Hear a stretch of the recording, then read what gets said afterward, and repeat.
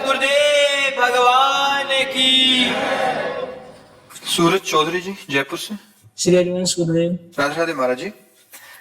महाराज जी आपने बताया कि आपकी एक डायरी थी जिसमें आप लिखते थे। महाराज जी क्या कोई ऐसा उसमें मंत्र या वाक्य अंकित है जिसे स्मरण करते ही आपके अंदर में श्री राधा रस की अनुभूति प्रकट हो जाती हो, जो आपके मन को पूर्णता भक्त में बना देती हो? डायरी में नहीं, वो छाती में। वो गुरु जी ने यहाँ दिए, वो डायरी में नहीं लिखी जाती। डायरी में तो वो बातें लिखी जाती है जो बाहर से मिलती है। जो गुरु जी ने दिया है, जिस जो बात आप कह रहे हैं राधा रस की अनुभूति, वो यहाँ छाती में लिखा हुआ, वो डायरी में नहीं लिखा है, वो छाती। ऐसी चीजें डायरी में नहीं लिखी जाती, कोई भी पढ़ सकता है, कभी भी पढ़ सकता है, वो छाती में लिखी जाती है। गुरु के मुख से जो निकला अमृत, वही प्रेमामृत को प्रवाहित करता है, तो उसे कान के द्वारा हृदय में ले जाकर और संपूर्ण नस नाड़ियों में व्याप्त कर दे। निरंतर उसका सुमिरन करे तो राधा रस की प्राप्ति हो जाएगी।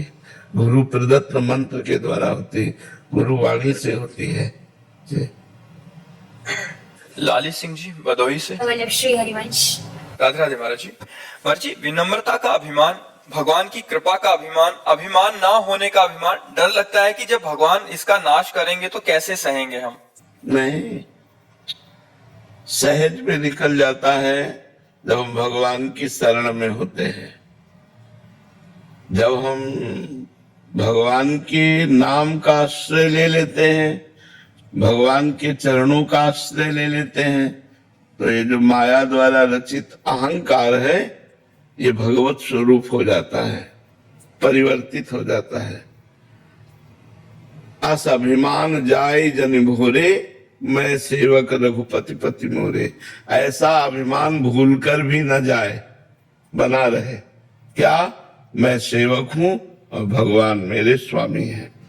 तो अभिमान को निकाला नहीं गया, भक्ति ने अभिमान को और बढ़ा दिया और बड़ा करके पवित्र कर दिया। अब ये पवित्र अभिमान है कि मैं दास हूं और भगवान मेरे स्वामी है, तो निकाला नहीं गया। भगवान की हम पर बड़ी कृपा है, मैं भगवान का दास हूं, ये अभिमान पवित्र अभिमान है। तो इसमें हमें डरने की बात नहीं है। जब कठोर भाव होता है और ये अभिमान होता है मैं बहुत बड़ा साधक हूं, साधना सम, तो फिर प्रश्नवाचक चिन्ह, फिर थोड़ा कठिनता होती है, फिर भयावह दृश्य भी उपस्थित हो सकता है। और अगर भगवान के चरणों का आश्रय है तो उसका परिवर्तन हो जाता है। अभिमान को निकाला नहीं जाता, अभिमान का परिवर्तन हो जाता है। तो मलिन अभिमान जो है वो भगवान अपनी कृपा से नष्ट कर देते हैं। वैसे नमन भक्ति में अभिमान नष्ट करने की बड़ी सामर्थ्य है। सबको नमस्कार करें, सब में भगवान है। अगर हम ऐसा भाव करके मन से नमस्कार करें तो बहुत जल्दी अभिमान नष्ट हो जाएगा। जो मलिन अभिमान है, जो निर्मल अभिमान है, वो प्रकाशित हो जाएगा। मधुसूदन अग्रवाल जी। राधे राधे महाराज जी। महाराज जी शरणागति और आत्मसमर्पण में क्या अंतर है और क्या? एक ही नाम, शरणागति, प्रणति, प्रपत्ति, अवलंबन, आश्रय, समर्पण, ये सब पर्यायवाची शब्द हैं। बात एक ही है, भगवान के चरणों की प्रपत्ति होना, भगवान की शरणागति होना, भगवान को आत्मसमर्पण करना, ये सब एक ही बात है। क्योंकि शरणागति में भी तन वांग मनोभीर अमलेशु हम तो आश्रिता, और समर्पण में भी यही बात है, प्रपत्ति में यही बात है, प्रणति में भी यही बात है, आश्रय में भी यही बात है, अवलंबन में भी यही बात है। तो ये शास्त्रीय शब्द है, अवलंबन, आश्रय, प्रणति, शरणागति, बकाया सबका लगभग एक ही बात है कि मन, तन, वाणी और स्वयं से भगवान के चरणों का समर्पण, भगवान के चरणों का आश्रय, भगवान के चरणों का अवलंबन, भगवान के चरणों की प्रपत्ति, भगवान के चरणों की प्रणति, ये सब शास्त्रीय शब्द हैं। मगर अर्थ भाव एक ही सबका है कि तन से, मन से, वाणी से और स्वयं से भगवान को समर्पित हो जाना। राज जी। श्री हरिवंश। श्री हरिवंश महाराज जी। महाराज जी चित्त का निर्माण तो कई जन्मों से होता आ रहा है, हम अपने वास्तविक स्वरूप यानी भगवताकार वृत्तियों को निर्मित कैसे करें? देखो, चित्त का निर्माण वासना से होता आ रहा है, उपासना से नहीं, वासना से। और वासना में कुछ सद्वासनाएं रही और अधिक असद वासनाएं रही। सत्य की तरफ मन सहज में नहीं लगता, असत्य की तरफ सहज लगता है, क्योंकि प्रकृति का बनाया है ना। प्रकृति का ये तो सब मन और इंद्रियां हैं, प्रकृति के पक्ष की है। ये थोड़ा सूक्ष्म है, जो शब्द स्पर्श रूप रस गंध, आकाश, वायु, जल, अग्नि, पृथ्वी, ये जो पंच है ये स्थूल प्रकृति है। और जो मन, बुद्धि, अहंकार, ये अष्टधा प्रकृति है, पांच तीन आठ, ये सूक्ष्म प्रकृति है। तो है तो प्रकृति है ना। भगवान की माया के द्वारा रचित जितनी सृष्टि है ये सब प्रकृति के अंतर्गत आती है। तो प्रकृति का प्रकृति की तरफ आकर्षण सहज है, लेकिन परमात्मा की तरफ आकर्षण कठिन है। तो हमारे जो चित्त का निर्माण हुआ अभी तक वासना से हुआ है, उपासना से नहीं हुआ। उसमें वासनाएं बढ़ती गई, कुछ शुभ वासनाएं और कुछ अशुभ वासनाएं। और जब तक शुभ और अशुभ वासनाएं हैं तब तक हमारा जन्म मरण निश्चित है। अष्टधा प्रकृति, तो ये मन प्रकृति की तरफ ही आकर्षित होता है। तो प्रकृति में कुछ सत्य नहीं है, सब कुछ असत है। जो सत्य है वो प्रकृति से परे है। जो कुछ आप देख रहे हो, गो गोचर जहां लगो मन जाई, सो सब माया जानो भाई। उमा कहो मैं अनुभव अपना, सत हरि भजन जगत सब सपना। जैसे स्वप्न झूठा ऐसे जगत झूठा। तो असद और असद वासनाएं एकत्रित होती गई, जिन्हें शुभ और अशुभ कहते हैं। वही कर्म बनते हैं, पाप और पुण्य, और उन्हीं के द्वारा हमारे शरीरों की रचना होती रहती है और हमारा जन्म मरण होता रहता है। अब हमें कृपा से भगवान की मनुष्य शरीर मिला है। अब हमको अपने चित्त में छुपी हुई सद और असद वासनाएं दोनों को देखना है। कब दिखाई देंगे? जब नाम जप करोगे, जब भजन में बैठोगे, तब वो निकलेंगी ऐसे सद और असद वासनाएं। तो जो ग्रहणीय है उसे तो रख लिया, और जो त्याज्य है उससे उदासीन हो गए। इस तरह जब हम बहुत काल तक भजन करेंगे, शास्त्र स्वाध्याय करेंगे, सत्संग करेंगे, तो हमारी असद वासनाएं नष्ट हो जाएंगी और रह जाएगी सदवासना। और सदवासना भगवान में समर्पित होकर निर्वासनिक अपने स्वरूप को प्राप्त हो जाएगा। समझ पाए? महाराज जी, वो जैसे आपने बताया शुभ और अशुभ, जैसे क्लिष्ट वृत्तियां होती है जिसमें मतलब गलत और मतलब सत्य, तो अशुभ अशुभ में ही आ गया, तो वो भी बाधक होती है ना भगवत प्राप्त। हाँ, तो और क्या, उनका कोई महत्व थोड़ी। तभी तो कह रहे हैं असद वासनाएं सदवासना के द्वारा नष्ट हो गई, और भगवत उपासना से सदवासना का भगवान में लय हो गया। तो शुभ अशुभ विध्वंस तब जयति जयति जगोत्सव, वो भगवत प्राप्त हो गया, वो आत्म स्वरूप को प्राप्त हो गया। समझ गए? रणविजय सिंह जी गोरखपुर से। राधे राधे महाराज जी। महाराज जी, अज्ञानतावश बहुत सारे पाप हुए पूर्व में, जिसके फलस्वरूप मैं नरक पद का भावी दावेदार सिद्ध हूँ। श्री जी की कृपा से मनुष्य जन्म मिला। मनुष्य जीवन की सार्थकता क्या है आपसे ज्ञात हुआ। महाराज जी, नाम जप करने का अभी पूर्णतः प्रयास कर रहा हूँ, लेकिन डर लगा रहता है कि फिर से गलती ना हो जाए। इस वजह से कुसंग का पूर्णतः त्याग कर दिया है। अब आप एक लोकते मित्र हैं जो जीवन का मार्गदर्शन कर रहे हैं। महाराज जी, ऐसा क्या उपाय करूं जिससे आपकी चाह में मेरी चाह हो जाए और आपके विपरीत कोई भी कार्य ना हो। राधा राधा राधा राधा राधा, इसी का चिंतन करो, इसी का जप करो, इसी का अंदर से श्रवण करो, इसी का कीर्तन करो, इसी को जीवन बना लो, फिर आप देख लोगे। खुद आप देख लेना, माया से कौन भयभीत नहीं है। भय तो जब तक शरीर है तब तक सबको भय है कि कहीं कोई चूक ना हो जाए। जैसे दौड़ने वाला है और फिसलने की काई है, तो वहां भय नहीं हो जाएगा कि कहीं भी पैर फिसल सकता है। तो दौड़ना साधना है और फिसलना माया है। तो वो माया फैली हुई है सर्वत्र, गो गोचर जहाँ लग मन जाई, सो सब माया जानो भाई। तो फिसलने में सेकंड लगता है, संभलने में वर्षों जन्म जन्म लगते, फिसलने में सेकंड मिनट में फिसल गया, चला गया। तो इसलिए नाम जप करो और डरते रहो। यही डर ही डरपि हरिवंश हित, जिनो भ्रमई गुण सलिल पर, जी नामन मंगल लोक त्यों, सुहरिपद भज न विलंब कर। जो डरता रहता है वो बच जाता है।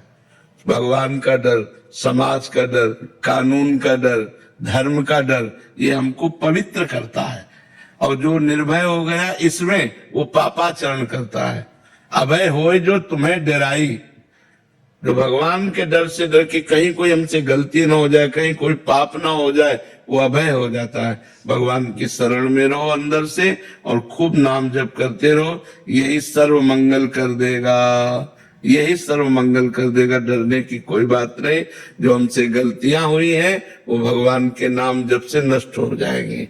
नाम संकीर्तनम यस्य सर्व पाप प्रणाशनम, प्रणामो दुख शमनम तम नमामि हरिम परम।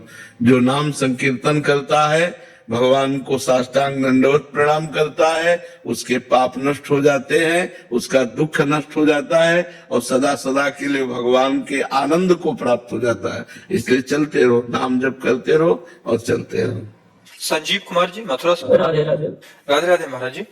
महाराज जी, आपने इस अधम पापी को सब कुछ दे दिया। गुरुदेव ऐसे ही अपनी कृपा बनाए रखें। गुरुदेव, भगवान राधा अष्टमी, कृष्ण जन्माष्टमी, एकादशी, गुरुवार आदि विशेष दिनों में कुछ अलग ही भजन में आनंद मिलता है। महाराज जी, सभी दिनों में क्यों नहीं मिलता? अभी एक रस स्थिति नहीं आई है, महत्व बुद्धि है, इसलिए ऐसा नहीं। रोज है हमारे पास, रोज नया उत्साह, प्रतिपल नया उत्साह। इसमें कोई ऐसा थोड़ी है कि हमें तो पता भी नहीं कि कौन दिन है, कौन सी तारीख है, कौन सी तिथि है, हमें नहीं पता रहता। ना कोई कैलेंडर है, ना कोई मोबाइल है, ना कोई टीवी है, ना कोई किसी से कोई मतलब है। तो अपने लिए तो रोज उत्साह है, प्रतिपल उत्साह है। तो ऐसा नहीं कि दिन उत्साह पैदा करता है, हमारी मान्यता उत्साह पैदा करती है। आज द्वादशी है, आज एकादशी है, आज अमुक तिथि है, आज हमें भजन, हमारे दिमाग में आ गया ना, आज पवित्र तिथि है तो भजन में रुचि बढ़ने लगी। आज के दिन भजन ज्यादा लाभ देता है, इसलिए ऐसा भजन तो एक रस होता है। तो चाहे कुदिन हो, चाहे सुदिन हो, चाहे अच्छा हो, चाहे बुरा हो, वो हर स्थिति में एक रस रहता है। अभी प्रारंभिक स्थिति, आगे बढ़ो, एक रस से शक्ति आवे। शिवम जी, ग्वालियर से। महाराज जी, हमने आप और सब गुरुजनों के श्रीमुख से सुना है कि संत जन दूसरे जनों पर करुणा करने के लिए उनके कष्ट अपने ऊपर ले लेते हैं। इस अधम जीव में कोई सामर्थ्य तो नहीं है, पर उसी प्रकार अपने गुरुदेव के बल से किसी का कष्ट अपने ऊपर ले सकता हूँ। अब इतनी सामर्थ्य होता है, संकल्प सिद्ध होना चाहिए। इसमें संकल्प सिद्धि काम करती है। इतना बड़ा तप हो कि अंदर से संकल्प किया और वो जान भी नहीं पाया और उसके प्रारब्ध को स्वयं भोग लिया। ये बड़े बड़े सिद्धों में होता है, साधकों में तो होता नहीं है, ये सिद्ध पुरुषों में होता है।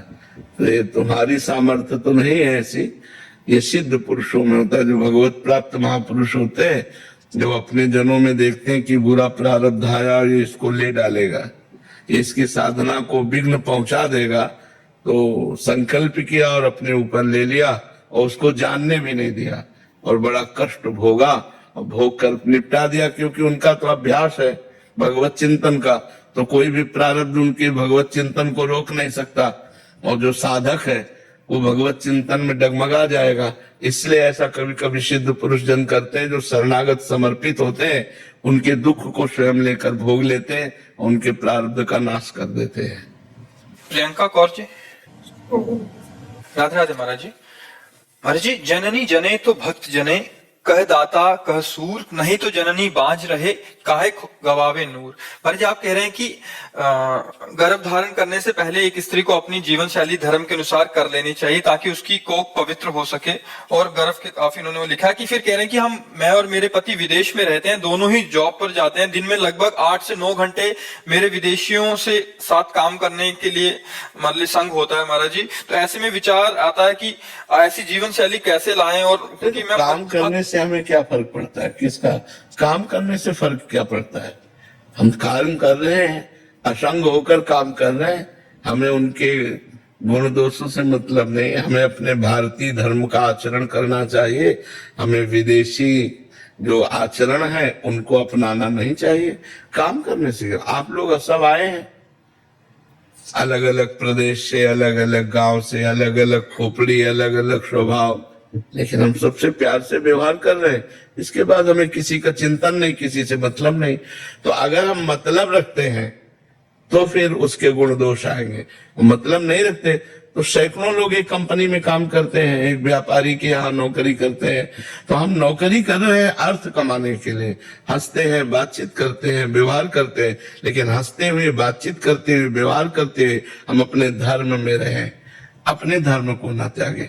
तो बहुत खुला हुआ दिमाग रखना चाहिए। ये मनुष्य जीवन जीने के लिए बहुत समझदार होना चाहिए। हम आपसे हाथ मिलाएंगे, आपसे बात करेंगे, आपके साथ रहेंगे, जो काम है, इसके बाद आपका कोई मतलब नहीं। हम अपने घर गए, हम अपने भारतीय धर्म से चल रहे हैं, तो क्या फर्क पड़ता है? अगर आप तो वहां विदेश में हैं, अगर आप विदेश में नहीं भी हैं और आप गलत आचरणों को नहीं संभाल पा रहे, तो मोबाइल काफी है, नहीं काफी है, क्योंकि मोबाइल के संग मात्र से आदमी गलत हो जाएगा। जो देखना चाहो, जो समझना चाहो, वो सब उसमें है। तो मुझे लगता है अगर मुझे सुधरना है तो इंग्लैंड में भी सुधर सकते हो, अमेरिका में भी सुधर कर भक्ति कर सकते हो, और अगर नहीं सुधरना तो गंगा यमुना के पावन क्षेत्र उत्तर प्रदेश में भी रह करके आप मनमानी आचरण कर सकते हो। तो हमको सुधरना है, ना कि जगह सुधारेगी न व्यक्ति, हमें सुधरना है। अगर सुधरना है तो हम रोज सत्संग सुने, मोबाइल से सत्संग सुने, उसके अनुसार आचरण धारण करें, और जहां नौकरी करने जाते वहां ऐसा प्रतीत ना हो कि हम उनसे कुछ अलग है। बिल्कुल एक जैसा प्रतीत होना चाहिए। बुद्धिमानी यही है। हाँ, आपको वो पसंद है, मुझे पसंद नहीं है, आप वो खाइए पिए, मैं खा पी रहा हूं, दोनों साथ मिल करके काम करते हैं, कोई परेशानी नहीं। कई बच्चे परेशान हो जाते हैं कि हमारे कमरे का विद्यार्थी तो खाने वाला है, अब हम कैसे हैं? कुछ नहीं, ये सब तुम अपने राग में रंग रहो, हमारा बस ये है, कुछ नहीं। तुम चार बैठे रहो, अपना खाओ पियो, अपनी मस्ती में। जो रही मुत्तम प्रकृति का कर सकत कुसंग, चंदन विष व्यापत नहीं, लपटे रहत भुजंग। अगर हम उत्तम आचरण करेंगे तो किसी का प्रभाव हमारे ऊपर नहीं पड़ेगा। विकास जी, राधे राधे। राधे राधे महाराज जी। महाराज जी, मैं सभी धर्मों का आदर और सम्मान करता हूँ, परंतु गुरुदेव जब कोई इष्ट या गुरु पे टिप्पणी करता है तो मेरा मन बहुत विचलित हो जाता है। ऐसी स्थिति में मार्गदर्शन करें कि मैं क्या करूं महाराज जी। वैसे हमको लगता है हमको किसी से मतलब ही नहीं रखना, तो टीका टिप्पणी, कोई पागल रोड में खड़ा हमको गाली दे रहा, हमसे क्या मतलब है? हमको मतलब नहीं रखना। मुझे जैसे कई बार मैं देखता हूँ, मतलब हर जगह पे देखता हूँ, तो बड़ा मन व्यथित होता है कि हम तो क्यों देखे, भगवान का विहार हो रहा है, कहीं गड़ासा चल रहा है, कहीं यज्ञ हो रहे, कहीं ब्याह की बारात उठ रही, तो कहीं मरण की बारात उठ रही है। भगवान की सृष्टि का खेल हो रहा है, हम दुखी क्यों हो? तुम्हारी मति है, तुम निंदा कर रहे हो, तुम्हारी मति तुम स्तुति कर रहे हो, हमारी मति हम आराधना कर रहे हैं, क्या फर्क पड़ता है? थोड़ा माइंड का विकास करो। बोले मैं 25 वर्षों से शिव का उपासक हूँ। 2 साल से मैं आपको देख के राधा नाम जपने लगा हूँ। तो क्या मैं आपको ऐसा लगता है कि क्या मैं शिव से दूर जा रहा हूँ या शिव की कृपा हो रही है? शिव की कृपा ही होती है, तब राधा नाम में प्रीति होती है। ऐसा भाव करना चाहिए कि भगवान शंकर ने कृपा करके मुझे संग दिया और इस संग से राधा नाम का रंग चढ़ रहा है, उसे निगेटिव क्यों सोचे? ऐसा डर सा लग रहा है क्योंकि 25 सालों से बाबा महाकाल की। तो आप अभी भगवान शिव पर पूर्ण आश्रित नहीं है।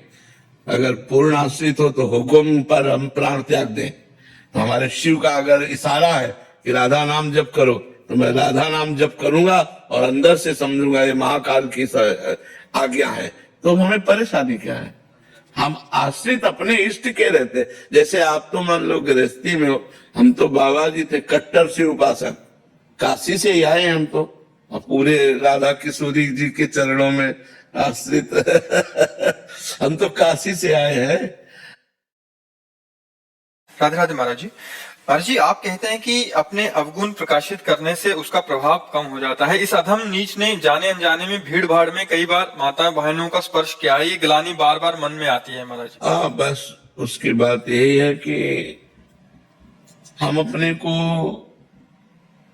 एक बार जब अनुभव कर लिए कि गलत है, तो हृदय से दुखी होना चाहिए, हृदय जलना चाहिए, यार मैं बहुत गलत हूं, और दोबारा वो गलती नहीं करनी चाहिए। गलती आपसे क्या सबसे हो सकती है। हम कल बताया ना कि जैसे दौड़ रहा है और काई है तो गिरने का भय है, कोई भी गिर सकता है, अच्छा दौड़ाक भी गिर सकता है। मान लो आप तो अभी कदम बढ़ा रहे हो परमार्थ में, जो दौड़ रहे हैं वो भी गिर सकते हैं। शिव विरंच का मोह है को है बपुरान। तो अपने को चाहिए कि अपनी जो गंदी बात है, जो हम जानते हैं कि हमारे अंदर ये गलत बात है, भगवान से प्रार्थना करें, रो रो कर प्रार्थना करें कि कृपा सिंधु आप हमारी इस गलती को हटा दीजिए, और अपने में जितना बल है हम कोशिश करें दोबारा हमसे गलती ना हो, तो भगवान की कृपा बल से और अपने प्रयास से हम उस गलती से निकल सकते हैं। तो अब दोबारा गलती नहीं होनी चाहिए, ऐसा अपने हृदय में दृढ़ निश्चय करो और भगवान का नाम जप करो, धीरे धीरे वो नष्ट हो जाएंगी। ये मन है बहुत चंचल है, ये बहुत बदमाश है, ये सदैव भगवान से विमुख ही आचरण करवाता रहता है, बड़े गंदे गंदे आचरण करवा देता है, बड़े बड़ों से करवा देता है। इसलिए इस पर नजर रखो, नजर वही रख सकता है जो नाम जप करता है। नाम जप करोगे तो मन पर नजर रखोगे, उसकी गंदी बात पर शासन करो, गंदी बात पर उसका सहयोग ना करो। अगर सहयोग करोगे तो नष्ट कर देगा, बहुत खतरनाक है। पूरे जन्म मरण का हेतु ये मन ही है। मन भगवान में लग गया तो मोक्ष का कारण, विषयों में लग गया तो बंधन का कारण। इसलिए दृढ़ निश्चय करो कि हम आगे से ऐसा गलत कार्य नहीं करेंगे, और नाम जप करो तो किया हुआ गलत कार्य का प्रभाव नष्ट हो जाएगा। सजल सरकार जी, नवदीप सिंह। राधे राधे महाराज जी। महाराज जी, तृणादपि सुनिचेन तरोरपि सहिष्णुना अमानिनान मानदेन कीर्तना सदा हरि। महाराज जी, इस अर्थ समझना चाह रहे हैं आप। हाँ, तृणादपि सुनीचेन, सुनीचेन, तृणादपि, तृण से भी अपने को नीच समझना चाहिए। भक्ति मार्ग में मनुष्यों से तो बात जाने दो, तृण से भी अपने को नीच समझना चाहिए। तृण में भी है कि पैर रख दो तो दब जाएगा, हटा दो तो उठ जाएगा।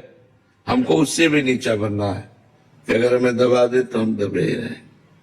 अपने को सबसे छोटा, सृष्टि में बीच वाला फंसता है, या तो सबसे बड़ा बनो। तो सबसे बड़े कौन है? ब्रह्म।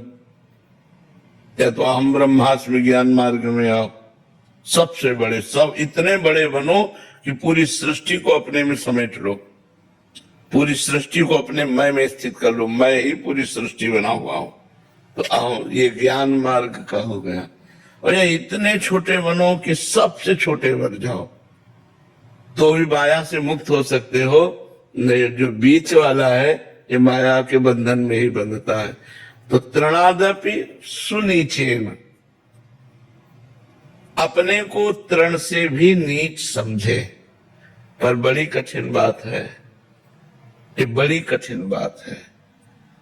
तृण से भी अपने को नीच समझना है, बहुत कठिन बात है, बहुत कठिन बात है। जैसे कोई प्रवचन में अपने को कहते हैं हम लोग कि हम बड़े अधम हैं, बड़े नीच हैं, पर भगवान की कृपा है, हम लोग भी कहते हैं। ये बात तो अच्छा लगा जब हम कह रहे हैं, लेकिन एक बात आकर के सामने खड़ा होके कहे, फिर मुझे अच्छा लगे, फिर मुझे अच्छा लगे कि ये बात तो मैं भी कह रहा था, आज तुम गवाही दे दिए, बहुत अच्छी बात नहीं। भगवान की बड़ी कृपा है। भगवान देखो आज साक्षी मिल गया, आज गवाही मिल गया कि मैं नीच हूं, मैं अधम हूं, हम पर अब कृपा करो। पर ऐसा भाव नहीं आएगा, जलन पैदा हो जाएगी, नहीं हो जाएगी? समझ रहे? वही बात हम कह रहे थे, दैन्यता दिखाने के लिए, भक्ति की जो दैन्यता है, मैं बड़ा अधम हूं, मैं तो नीच हूं, पतित हूं, जो भी है भगवान की कृपा है, नहीं तो मेरे में कुछ नहीं है। बस सेम शब्द सामने आके बोले सभा में, और वही वचन सुनकर मुझे आनंद हो कि ये तो मैं भी कह रहा था, प्रभु आज गवाही मिल गया, आप कृपा कर दें। तो ये बात बड़ी कठिन है, नहीं कठिन है? तृणादपि स्तुति चेन होना बहुत कठिन बात है। इसे कह लेते हैं हम लोग, लेकिन ये बहुत कठिन बात है। तृणादपि स्तुति चेन ये महापुरुषों में पाया गया।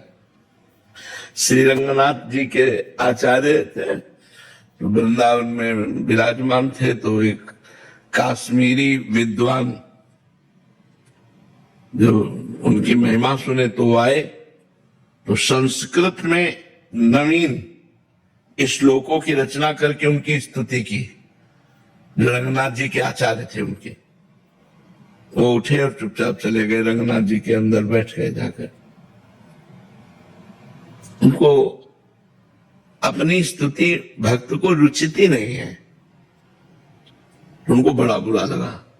जो कश्मीर से पंडित आए थे, क्या हमने तो सोचा था इनकी स्तुति करेंगे, ये कुछ भेंट आदि देंगे, और ये तो बिल्कुल नाराज होके चले गए। तो रुके वो भी वृंदावन। दूसरे दिन वो जो रंगनाथ जी के आचार्य थे, वो हे नाथ पापो हम पाप कर्मा हम, जब स्तुति कर रहे थे तो बगल से निकले और रंगनाथ जी के मंदिर के सामने खड़े होकर के नवीन श्लोक के द्वारा कि प्रभु ये ठीक कह रहा है, पापी है, ये पतित है, ऐसा वो तुरंत रंगनाथ जी के लाखों का हार उतारे और दे दिए। समझ में आया कि है क्या ये चीज।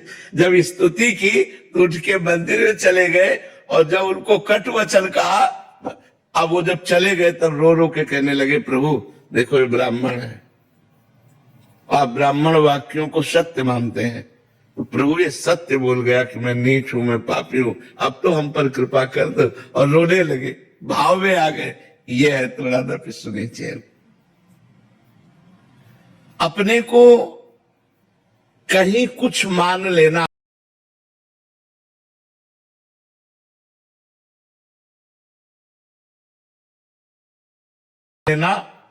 तृणादपि स्तुति चेन। तृण से नीच क्या हो? कुछ नहीं, भगवान के चरणों के आश्रित है, भगवान के चरणों के सहारे हैं, आप सबकी कृपा के आश्रित है। वो कितनी बड़ी दैन्यता तृणादपि स्तुति चेन में छुपी हुई है कि पूछो मत। महाप्रभु चैतन्य देव जी जगन्नाथ जी के दर्शन कर रहे थे, तो एक माई वो दर्शन में उसको, तो महाप्रभु के ऐसे चढ़ करके भीड़ में ऐसे दबा, तो भक्तों ने रोका वो दर्शन कर। महाप्रभु ने कहा कि इसके तो चरण छूने लायक है। कितनी व्याकुलता है जगन्नाथ जी के दर्शन के लिए, इसको कुछ नहीं दिखाई दे रहा।